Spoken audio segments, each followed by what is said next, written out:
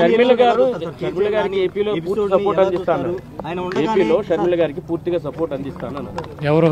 రేవంత్ రెడ్డి రేపు వచ్చేయండి. లేకపోతే ఆయన్ని వచ్చి ఇక్కడ ప్రెసిడెంట్ అవ్వమనండి.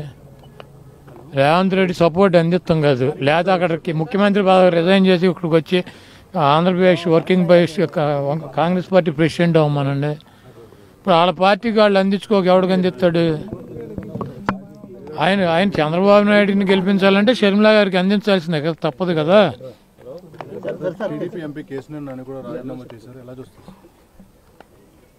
చంద్రబాబు నాయుడు చాలా స్పష్టంగా డబ్బులకి సీట్లు అమ్ముకుంటున్నాడు.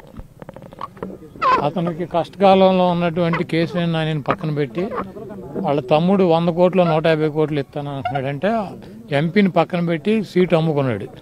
అతను మా గుడివాడ క్యాండిడేట్, ఇద్దరు పార్ట్నర్స్, ఇద్దరు చెరువు 100 ఖర్చు పెడుతున్నారు. ఆ సీట్లు 2 అమ్మేశాడు. చంద్రబాబు నాయుడు డబ్బులకి రాజ్యసభ సభ్యులు అమ్ముకున్నాడు, ఎమ్మెల్సీలు అమ్ముకున్నాడు, ఎమ్మెల్యే టికెట్లు అమ్ముకుంటాడు.